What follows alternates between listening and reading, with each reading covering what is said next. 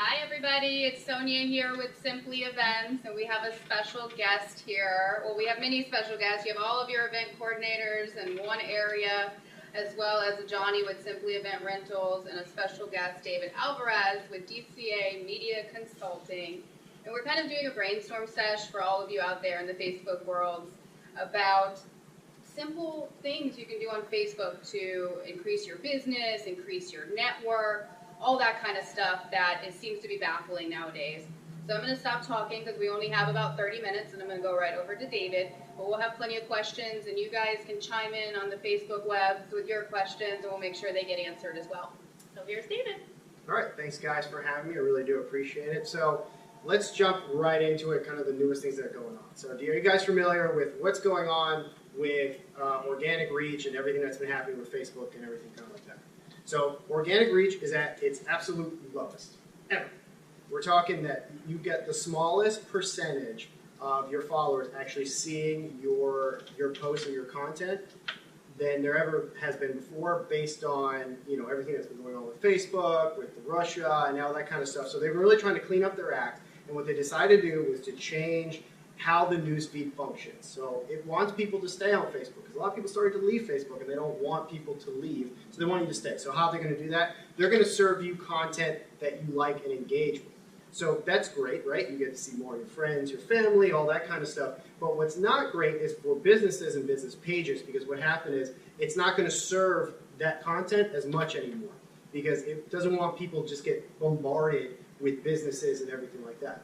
So the only way that your content is going to be seen by your core followers right now is if they actually regularly engage with your content or set up notifications to get with it. So, for example, there is a client that I work with that they have about 14,000, 15,000 followers.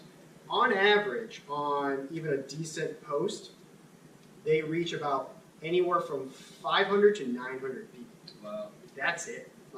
That is, and if it's a really good post and it starts getting some engagements from shares, maybe it'll go up to 1,500. But 1,500 out of 14,000 is not a lot. I can't do math that quick, but that's not a great percentage. It's still a good amount of people, but it's not what you used to get, right? So the way that, especially on Facebook, is working is basically it's pay to play, right? So if you really want to reach as many people as you can, you have to pay.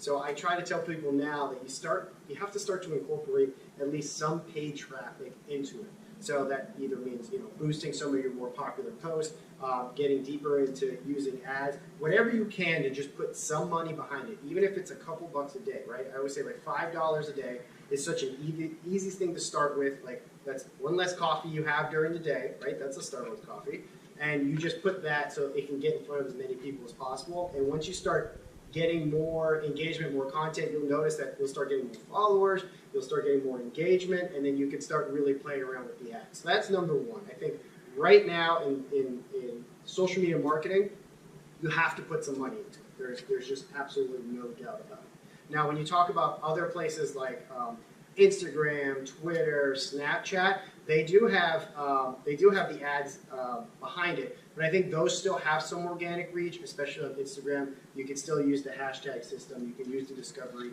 but there's a lot of heavy lifting behind it. So to get the most out of these sites, like a Twitter or an Instagram or even a Snapchat, it takes a lot of work, right? I'm sure you guys are on there and you use it for your personal and you use it for business. It takes a lot of work because in order to gain followers organically, you still have to put in the work. You have to contact with people, interact, engage, like genuinely engage, right? Not just like bots that probably you run into a lot that just leave like a random thumb or a very generic kind of comment on those. You can sniff those out really quick. Those aren't going to fly. Like it just doesn't work anymore. So you really have to create that engagement. It takes time. So yeah, go ahead. On average, what's the number you would say to post on those socials, like daily and even weekly? I mean, if you could do, it depends. So a lot of it depends on your actual audience, right? Some people have success with once a day. Some people have success with like 3 or 4 times a week. It really just depends on your audience. You have to feel them out what they like. Now, there's an argument for like, oh yeah, every day so you stay relevant, but there's also an argument that a lot of it's not going to reach people. It's just not getting the reach, so you're kind of wasting your time on maybe spending all this time trying to figure out what can I post every day. Maybe it's not great, instead of maybe let's come up with a couple good posts a week that are really solid, that way we can drive the engagement and it'll naturally just get further. So it really depends on how your audience reacts. If you notice that you have strong numbers every day from posting like once a day or twice a day, you go with it. If you notice that sometimes maybe on average, maybe one post gets some good engagement and then the others are kind of, whatever, maybe rethink about your strategy and think about what are the posts that people like and get the most engagement, and focus on those. Because what's going to happen is you guys are going to spend all this time creating this content and then right? So it really depends on your audience. Sometimes once a day is always like a good baseline, but the way that the algorithm works now, it's so hard to say like, it was so easy back in the day, like to just say, yeah, you just post at this time and this time has the best engagement, right? And you post this time, how many times? There was actually one of the sites that I use for like scheduling is Buffer. They have a great blog, and they actually talked about how they scaled back their posting and how much better it did for their content, because they were posting like 2 or 3 times a day, and then they brought it back down to maybe like once a day or once every 2 days, and they actually noticed that their engagement went up because you're not bombarding people too much with it. So like they care more, right? So what happens is you'll see a lot of people, and I see it all the time, that they get like really busy, and they'll start just posting stuff like from 5 o'clock to 7 o'clock, like boom, boom, boom, boom, boom, like 3 or 4 things. What happens is you're actually hurting yourself. So that first thing you posted at 5 o'clock is going to get lost in the shuffle of the next one that you posted, the next one after that. So you kind of have to like space it out. Let's say if you did like, let's say you did 2 posts a day, right? 1 in the morning, 1 in the afternoon. You do some experimenting. You figure out, all right, I'm going to post maybe for the first week around 10 o'clock, right? People are like work, they're starting to get bored. Then I'm going to post one at like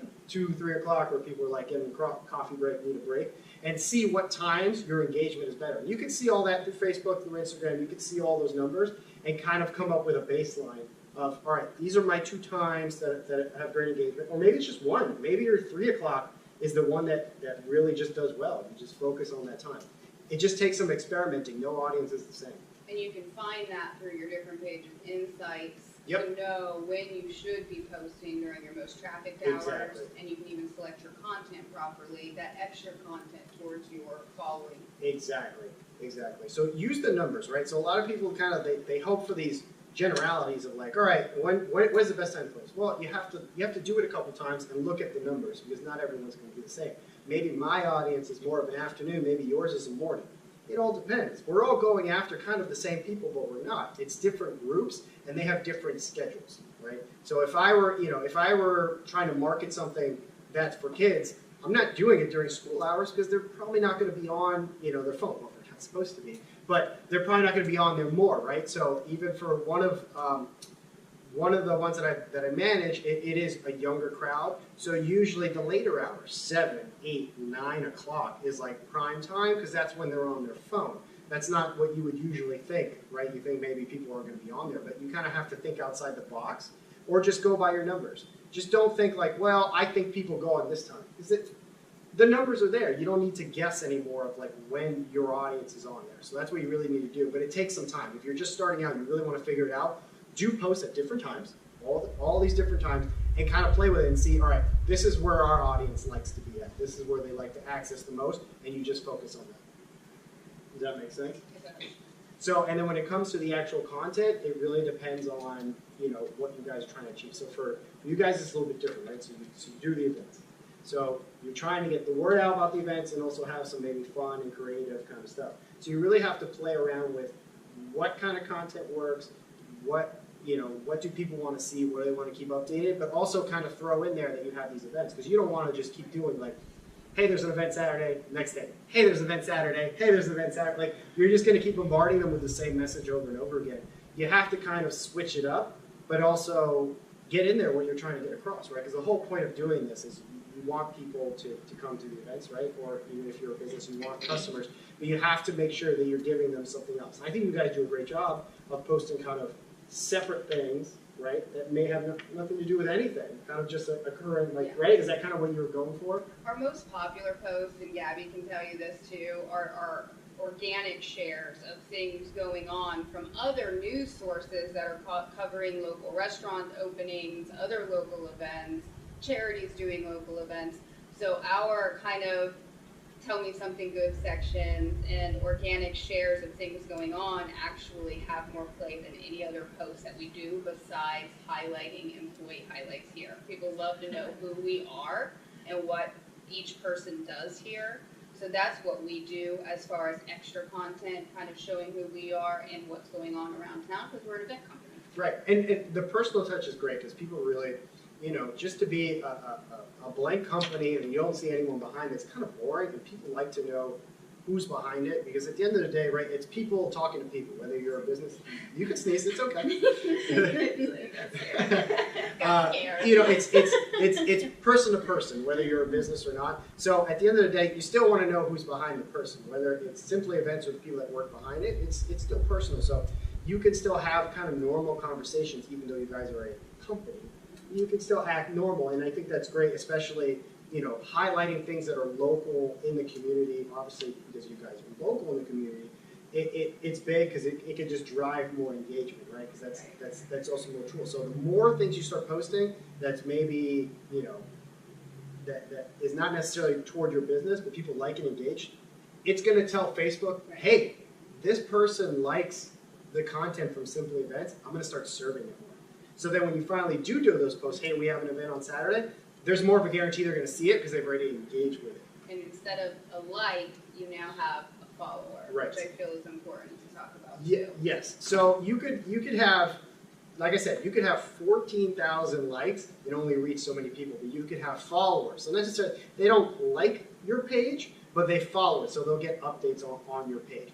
Both are very powerful. You just need to make sure that people are engaging. That is the number one thing when it comes to organic reach now. If they're not engaging with it, or they tell Facebook physically, I want notifications from this page, it's not going to get far. Now you could do that. You could do that for your loyal group. Say, listen, if you want to stay updated with everything, go to our page and put view first. There's an option in Facebook that you can actually view this person's content first. So you can do for your diehards, they want to make sure they see it, it'll always be there. It takes literally 2 seconds. They go to your profile page, 3 dots, view content first, and they'll always see it. Kind of like how on, you know, like on YouTube when you subscribe, you can do the bell, so that not only you subscribe to that content, you'll get a notification when new things come out. So that's something you can explore. Yeah. Tell me, bro. Yeah. That was like a big campaign they did. Exactly. So you can do that kind of stuff. It's just these little things that you start to implement just to make sure that your content's being served. Because again, it's so hard to try and get in front of. It's either you're going to do this kind of work in the back end, or you're just going to pay. Like, you just have to pay to get in front of it. Because that's the whole point of them creating all these social networks for free, right? They collected all of our data, everything. They know us better than we know ourselves, so that marketers can get stuff to you. And they want these ads to be relevant to you, so you stay on and not get annoyed, right? Because if you just get bombarded with ads that you don't care about, you're going to leave naturally. So they want to make sure that these ads are very specific to the person that they're reaching, so that they're not so annoyed. I mean, how many people have bought something from an ad on social media? Yeah, yeah, okay. Yeah, guilty. I think I did the other day. So it's. I don't mind getting the ads if it's something I'm interested in. I think most people do.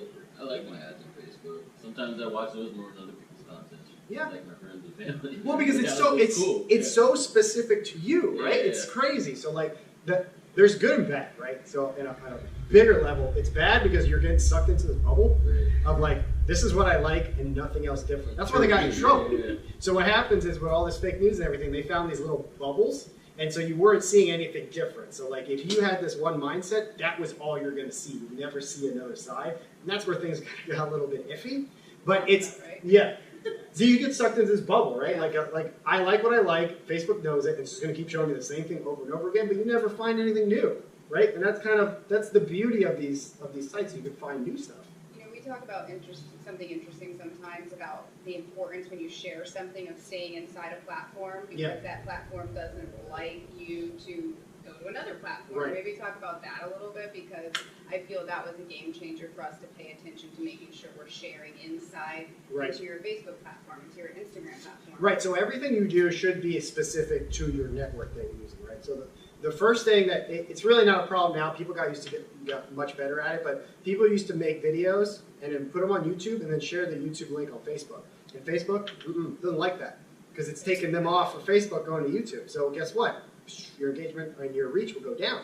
So what we have to do is if you're going to have a video on Facebook, you upload it directly to Facebook, right? And if you're going to have it on Instagram or you're going to try like Instagram TV, it needs to go directly to there. And it needs to fit that format, right? Because when you're talking about an Instagram video next to a Facebook video can be as long as you want. Instagram, you have a minute, right? So either you're going to make that video a minute to be universal, or you're going to have to make different content for each one. Even if you are doing like Facebook and Instagram, it's two different audiences, two different styles, because on Instagram, stories do so much better. Yeah. So to convert a regular video like this and put it in the stories, if you don't have like video editing software, it's a pain, and it just doesn't look right. That's what we do for the Chabbies. Like we'll do our live video on Facebook, but then when like Kathy does for like the stories one, for each one, we have to do it separately because people want either like, there's different options on Instagram. You can throw boomerangs in there, all that's in your story, and so it's like you kind of create literally a story versus just one video flowing each wall. Exactly. So it's again, it's so like labor intensive. Like people get that's why people Instagram get especially nowadays. It's very. It's so different from just photos, which everybody thinks. Now they want you to tell this personal story. And they've got music on there now too. Complicated. You can put background music on everything. But it's a great thing because now polls. The other great thing about these though is as much as it is labor intensive, you don't need crazy software, equipment, or anything to make great content. Everything in the app. Everything is there for you. It's just that you're making it specific for each one. So it takes a little bit of work, but you don't have to, spend money on extra stuff because all the tools are there. Even in Facebook, I mean, you can add captions, you can trim stuff. Like everything is built in. You don't have to have like traditional like I do videos, so I edit like on Premiere, Photoshop, do all this stuff. You don't have to really do that anymore to make great content. And the good thing, especially like with Instagram and stories now, that you can share them back and forth, right? Yeah. So the good thing is now that Instagram, it was probably pretty recent that you can share your story straight from Instagram backwards to Facebook, which was great, which they needed it because when Facebook stories came out, no one was looking at it. Yeah. Which it just wasn't. Like, why am I going to do one in Instagram and then I have to like save it and then put it? It was dumb. It was dumb. So now that they have it backwards compatible, that like if you do it on Instagram naturally, because that's where you're going to do it, now you can share it directly to Facebook Stories. And Facebook Stories now has started to go up a little bit because now it's much easier because they realize, well, people are doing it on Instagram and we want them to watch it on Facebook. Let's just share it directly anyway. So it's just doing that. That's just one less piece of content that you have to make because now you can share them between. And that's something we don't do. Do you encourage that? You know how you can post on Instagram and say share on Facebook as well? If it's like, let's say it's like a generic graphic, there's nothing wrong with that, right? So I'll do it. Like if it's something like a photo that's pretty generic, just to save time, I'll just share. I usually I like Instagram, so I start Instagram first and then share it to Facebook. But you still have to go back and change some things because for instance, I shared a photo yesterday that I did with Boys and Girls Club of Tampa. I was at one of their openings taking photos and video. So on Instagram, I tag them by their handle and I'll share it to Facebook. But I still have to go to Facebook and tag them separately because the ad is not there. Yeah. So there's still some work behind it. It's much quicker than taking that photo, rewriting the caption, and then posting it. It just literally post it to Instagram, they'll share it to Facebook, go to Facebook, edit, and then do it that way. So it's not perfect because it's, again, you still have to do it specific to those because I'm adding hashtags on Instagram, which on Facebook. That's what I was going to ask you. Do you think they're as effective on Facebook as they are on Instagram? I know like hashtags are like a fake. Yeah, for Facebook, like you can use them. I don't think Facebook searches is so well that you don't even need a hashtag. Yeah. Like you could just look up a keyword, period, and it'll find it in a post. Like you don't even need to use the hashtag. That's true. Like their search function is crazy. Like I don't think people realize what you can really search in there. It's insane. Like they have almost everything. Like Google. Yeah. It is. It's Google for all this data, anything that you've possibly searched or anyone has mentioned or anything. So if you're looking for, the name of an event that you guys just did, you could just type that in and you could probably find any posts that are public and you can use them. So another great thing that using those hashtags and search function is more content that's user generated, right? So I like to use that a lot for some businesses because if it's an experience-based business, you want to share people's experiences and use their photos. So there's a couple good things with that, right? It's more genuine because it's someone else's content, right? And it's showing them too. You don't have to generate all this content now. Right. So you can go out and find these experiences. So let's say you're at an event and you have a hashtag for the event, or if it's at a certain location, what I would do either during that event or after it is I would search that location on Instagram, see if anyone posted using that location, search if anyone used a certain hashtag, search it on Facebook if anyone checked into that area, and if any of that, it has to be public, right? So their profiles have to be public and their posts have to be public. But you can now see that, and you can just shoot them, hey, can we use this? Can we repost this? More often than not, if it's public, they don't care. They want to get a shout out anyway. So you can kind of create this kind of little micro community of content generators for you. So that's what we do. So for like one of the places I work with is like a trampoline park. So we say if you want to get featured, tag us or put the location. And more often than not, people do, because these kids, they want to show off all these crazy tricks they do.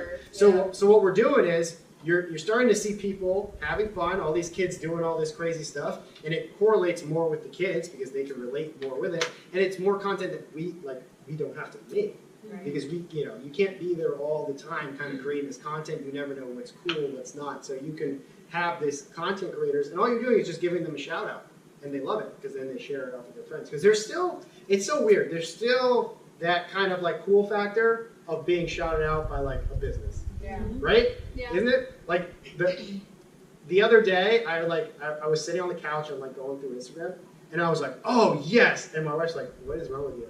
I'm like, I just got followed by Oxford Exchange. I love Oxford Exchange. I'm like, they're following me. I have those moments all the time. Yeah, and I'm like, this is so stupid. It's like literally, I don't know why, but I was like, I'll take it. I was like so excited. Oxford Exchange is now following me. Yeah. Got it. Shout out Oxford Exchange. Don't unfollow me now. Yeah, but it's just really it's that cool little thing, and that's still the charm behind like using social media for that stuff, especially with business, to kind of give those shout out to customers. To be and social. I think people forget the importance No. of being social. What- We love silly gifs here. We'll gif our pants off on stuff. We'll have a gif full off. conversation, like, amongst not even three of really us. typing, we're just Just sending Gif off on our Facebook. Yeah. But that's fun though, because Yeah. it creates that kind of thing, and you can get people involved with that. I've seen people do like they'll do like Your best taco gifs. Yeah. Talk about it. I Let's think talk you about I think you it. just made something right there. It's But- happening. Yeah. Okay. Write that down. Yeah. Talk about it. Post coming soon. Yeah, but that kind of stuff is great because you're going to create that engagement, and it's just fun and it's light, and you get people involved. That's the number one thing, getting people involved and getting social. Because what happened is, even as of like a year ago or maybe a year and a half ago, it was just so bad. It was just so spammy. It was just like people were like, "This is what I'm selling. Like, buy my thing, buy my thing, buy my Yeah. thing. Come to my thing, come to my thing, come to my thing." There was no engagement or nothing. And people would start to leave because I don't want to get harassed constantly to just buy something or do something. Like I don't want to see an ad, even if it's not a paid sponsored ad. I'm just seeing these ads over and over again.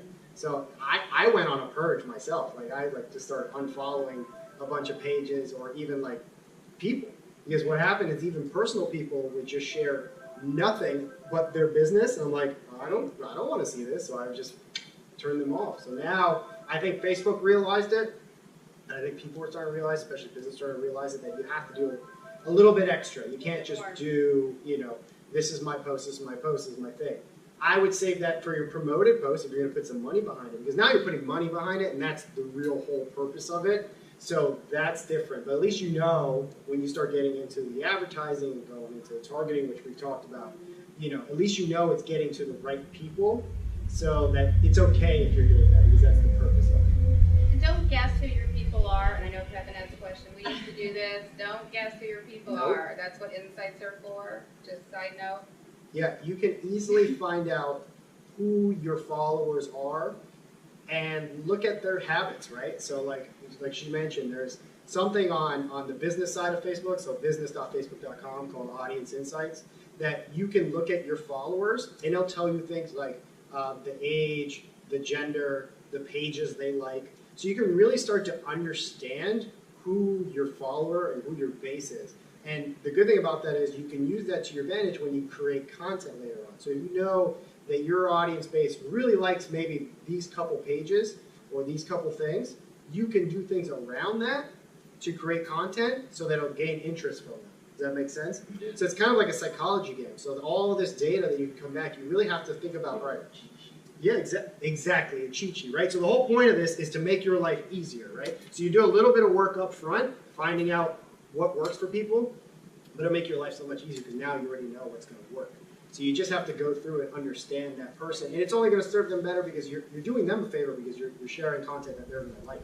You mentioned Facebook being like really good as far as like searching for things. What do you think is the best or like probably the easiest way to get in touch with something either specifically for an area or like specifically for like a business that you're trying to like just like look up in that area, you know what I mean? So like say if we're doing something in like South Florida, how would be the best way to see like everyone over there that's doing what I'm looking for? I think if you do a search on Facebook or Instagram, you'll probably get great results. So if you're just trying to find businesses that are like that, you can find them through both of them. Facebook probably will be a little bit more because it can go through the pages and go through people and go by location. So any kind of information you want to do that and scout from there. But what would be something like you're trying to look for when you're So we have shows coming up in Southwest Florida. We're doing a Shabby Chic Market in Fort Myers. So normally our process for that is we reach out to different, like group-wise, we look for like vendor groups down there, or like antique or shabby vendor groups, or even antique stores and vendor stores and stuff like that. So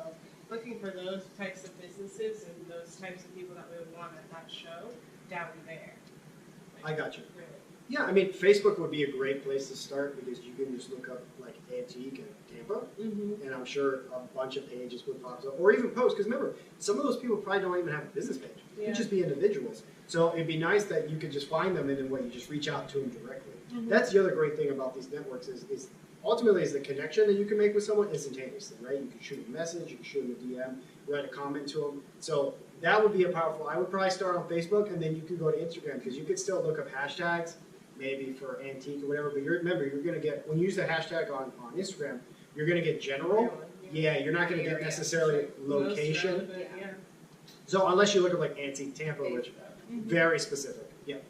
What is, like, how did the boosted post work, and how does the amount of money that you put on it affect your page reach? So a boost post is the idea of like you're telling Facebook, I want to reach either my followers and my friends, or a specific targeted audience that you can make based on interest, and I want it to go to them. So you pay them money, and that's what they're going to do. They're going to find people that meet that quota and serve them that content. So your question on money depends on how big your audience is, right? So Facebook advertising in general is still cheaper than any other advertising.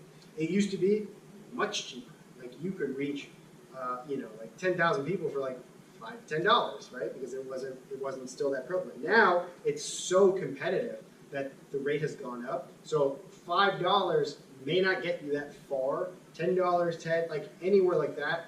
Usually for a local, if you're really kind of go after a very specific location, like $100 to like $50 could get you a few thousand people, which is a few thousand people that you weren't going to reach before. So the more money you spend, the more people you're going to reach. But there's a lot of factors that go into it, because what happens is a lot of people spend money on Facebook for advertising, and maybe they don't target anyone or kind of just say, all right, just do it, let Facebook do whatever. And nothing happens. They're like, oh, this stuff doesn't work. It does go work. back and check on it constantly, every couple days at least, Right. to see what is actually generating and working. And there's a lot of factors that go into it, because let's say you do a post and you're serving it to a certain audience, and that audience maybe just doesn't react to it. You have to change the content. It's not Facebook's fault. They're just not reacting to it. You just have to change the content. Do you have to like outbid your competitors and put more money on it if you want to? You could. I mean, if you really want to get granular. So you couldn't do it as a boosted post. Boosted post is very generic. It's like really much like, this is my post, this is who I want it to reach, this is the location, here's my money. If you wanted to get like really granular, you have to go like an ads manager, and you can actually set a custom bid. So you tell Facebook, listen, I'm willing to spend X amount for one person to do this. So you can get really competitive, but you get really expensive. So their automatic bidding is pretty good, but if you're in a very competitive space, you can absolutely try to outbid people. You just have to have the money and willing to spend it. Gotcha. That gets into things of like how much, like what's the lifetime value of your customer, right? So let's say you have a customer, let's say they buy something and their lifetime value is $3,000. Am I willing to spend $100 on that person? Yeah, because they're going to spend lifetime value $3,000. Right. So it comes into that. It really just comes down to how much is this person worth for you, and how aggressive do you want to get. Here's a great question from one of our followers. This is from Ben. Used to work with the daytime show at WFLA. So shout out daytime. What is the best way to optimize your business Facebook page so it shows up in Facebook searches first?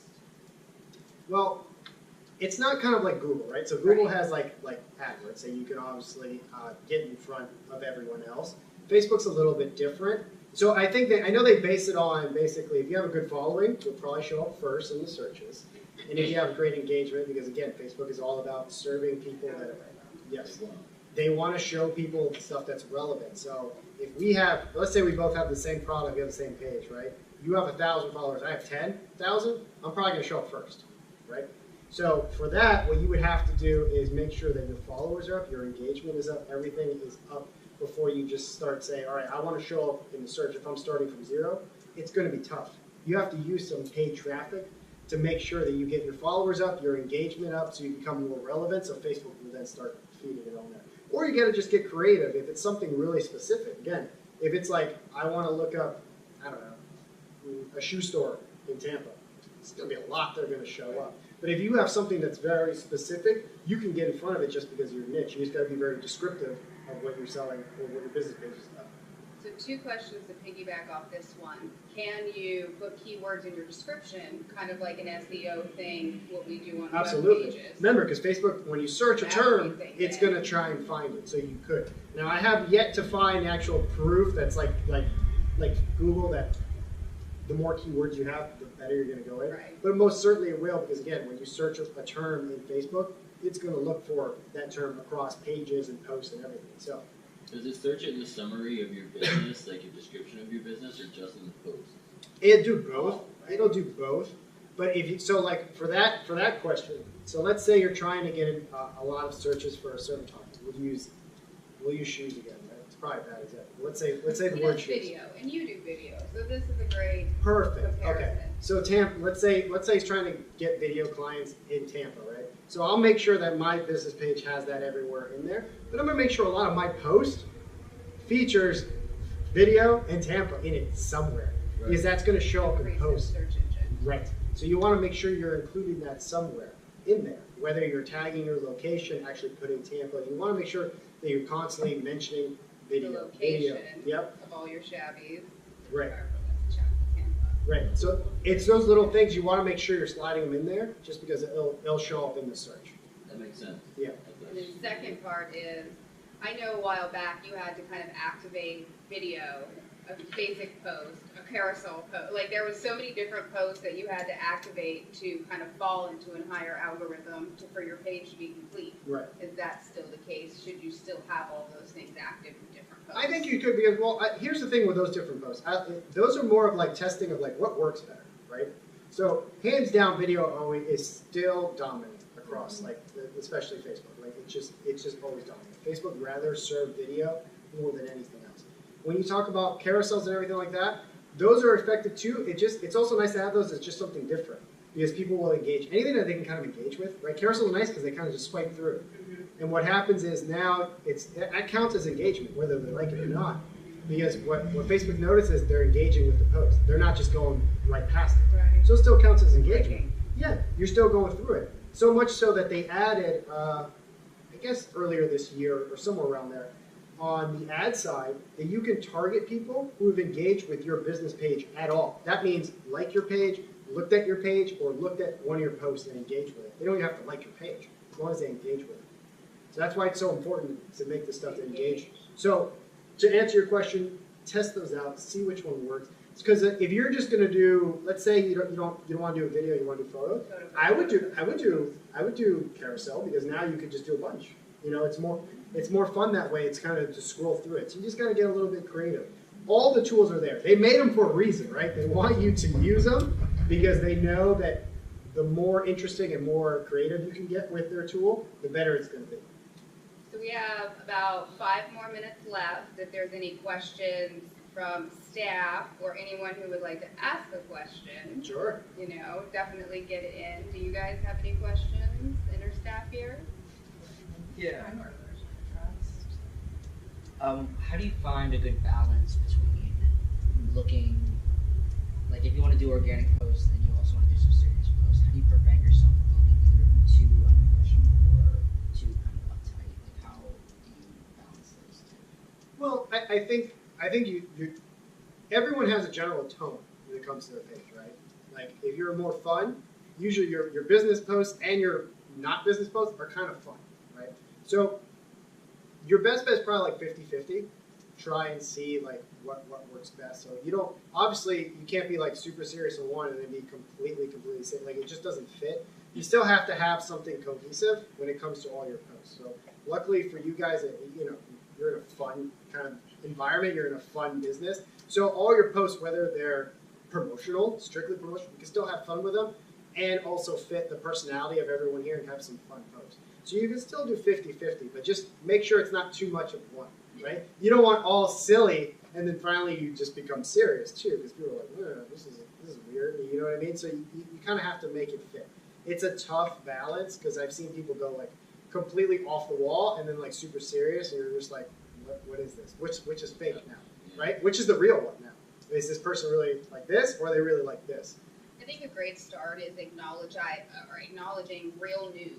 You know, holidays, funny weather memes, stuff like that to gauge, to see if your audience is even going to go for that type of stuff, and then you can go a little bit further. Right, and you don't have to go crazy. It's like little things like that, or even just updates on the local community. Because remember, a lot of these pages, if you're local in the community, like you should update people what's going on in the community, whether it has to do with your business or not.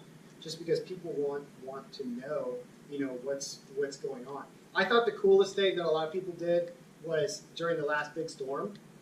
A lot of people were posting about shelters and stuff like that, which it doesn't seem like it's a big deal, but it very much is, because you stopped your business and you were just showing that because some people may have not seen the updates and they see your post and they're getting the information. It's kind of that idea of not only are you a business, but you're local, so you want to make sure people, you update people with local things and be important, because they're going to see your post at some point, so you want to make sure they know that you're local and that you care about them and you want to engage. Because remember, this is all relationship based. So the more engagement you get from people, the more relationship that you're going to have with them. So if we had a relationship, right, not everything is not always going to be business, right? Like we don't always talk about business stuff. We talk about other stuff. Like sushi burritos is a big topic. Sushi burritos, yes. It was. It was good. But that kind of stuff, it's like a normal relationship. So what's the difference between this relationship and the one I have with someone on the phone? There's really not that much, aside from just the face-to-face. So we're going to talk business, but we're also going to talk about other stuff that's pertinent to us. So kind of use that idea behind it. Something like our post used to be very like this. Rigid. And she was like, relaxed. and then we were able to get. It's a lot more look, the days of being so formal, are done, right? So my biggest pet peeve that people do is they'll take their TV commercial and put it on there, right? Or do something like that. The example is well, this is how I know how to do it, so I'm just going to put it here. But you can't do that, right? A TV commercial on a Facebook ad is not going to work. It just doesn't translate. It's a different audience, different medium, right? So you want to make sure that people interact with you in how they're comfortable. So I tell a lot of people now, one of the biggest keys that I try to do if they're trying to get new customers, make it easy for them to contact you and use Messenger or DM or comments, because that's how people like to think. Because if people I want to put on there my phone number, they're not going to call you. When was the last time you pick up the phone? Call someone. You can change your call to action button to send message. Now the key to changing that is making sure you're checking those messages when they come in. Yes. Yes. Check them. If you do that. Autoresponders. Autoresponder for sure. I mean, listen, Facebook made it so easy with autoresponder that you could put in preset questions. 6 of them. Yeah. So then that way, when they send you a message, if you can't get back to it, at least you know what they're looking for, and you can answer them when you get back, and instead. But it's that ease of communication. But that's specific to here. But people still don't get that. They're like, oh, call my location. Some people will call. Some people are old school. They want to talk to someone. What I've noticed is people have no problem sending you a message directly, and no one's going to see it. Or people just comment publicly a question without regard. They just do it. That just happened to me. See it? And it's crazy, right? Wow. I was Okay. gonna say call me, but then in my post, my name and my number was back there. So We just talked about this. yeah. Yeah. People don't read. A graphic speaks 1,000 words. Remember that Yeah. too. Oh, yeah. It's very helpful being able to reach businesses directly like that too, because like sometimes we'll call people for like a week straight, and then if we just simply message them on Facebook, we'll get an answer by like the end of the day from like who exactly we need to talk to, what exactly needs to be done. I like filled a whole event through like Facebook. Can't reach Duke Energy? Hit them on Twitter. They'll get back to you in 10 minutes. Yeah. Right. Exactly. You know why? Because now it's public. Yeah. And everyone's gonna see that, and they don't So- like that. We have a really good question again from Ben about like search engines. Okay. How does Facebook rank as far as attracting new business? Has it become a more viable search platform for people looking for goods and services? And does your Facebook activity help in SEO for Google, and et cetera? So It does. It actually does. Because I know, like, if you were to like search my business, like, I'm pretty sure my business page may show up before even my website. Like, Your Facebook ours does too. Yeah. Much better SEO. because it's again based off like the keywords, the content, right? I'm posting more of using that than necessarily optimizing my website, which I think everyone should. But it's also kind of tough, that kind of stuff. Like it's really, there really is a lot of things that you need to get into. For me, I'm more social media oriented, so that's probably why it shows up more. But it most definitely will. So that's why a business page, I tell people, it's like it's just as important as your website, because more often than not, people will probably find you on there than your website directly. Because if you have a small mom and pop business, your website may not have that kind of backing power, but Facebook will, because Facebook itself is such a big site, and then you're in there. So it'll show up probably before even your website. Your website could be like on page 2 or 3, but your business page could be on 1. So it's important, to just keep your description updated across the board on your about your business, Yep. that it's the same on all of these different platforms. And so much so now that Facebook for Business is like messaging people. I don't know if you've gotten it. I know a bunch of people have gotten it. Like, we're going to change your template because we're going to make it better for you. Because what they want to do is they want to make sure that whatever your business is, they have a business page theme or setup that is directly for that. So people can see your services, your costs, what you're selling. I mean, like, even on Instagram, if, let's say I was selling t-shirts, I could sell t-shirts on Instagram without even a website. Because you could sell directly from there. Because you could take a picture of it, there's a little dot, you press on it, here's the money, press it, buy it, done. You don't even really need the website. That's how they're getting so powerful, because they want you to stay All their in server. their servers. Exactly. So we are really close on time. I just wanted to give a shout out to David again with DCA Media Consulting. So David, I met at the Wesley Chapel Chamber a little over a year ago, probably a year and a half ago. And we were in, at the time, Social Media Hell. This was before the age of Gabby and the marketing coordinator. And we were trying to keep track of everything, so he created our basic schedule and how to do like our little click interests that we do, where you see our event countdowns and the importance of having a graphic so people know that they can follow your newsletter, that they can follow your Instagram.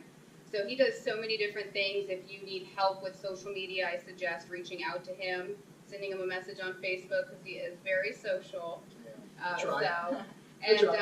We're also here. A lot of us, we've learned from experience of what not to do, and also a little bit of help on the side. So we appreciate you helping us. Oh no, please, you guys are fantastic. Thanks for having me. I really do appreciate it. And you already know, I love to just talk about this stuff. So I told them that. It's like, David can talk. Don't worry. I could definitely talk so much so. That's why I'm excited. Like I'm going to be making a hopefully soon, when between work and a baby and everything else. Thank you. A membership site that basically I could do these kind of like micro training, have these videos all set up so no matter what business you're in or everything, all your information is there, and it's more how to and how to save money and using this and doing the content yourself. So that's my next big project. I'm really looking forward to it. Cool. We're going to tag David in the comments. If anybody wants to get a hold of him, you can just simply press on it. It'll go straight to his business page. Thanks, guys, for tuning in. We appreciate it. We're going to have much more of these lunch and learns. So hope to talk to you guys soon. Yay.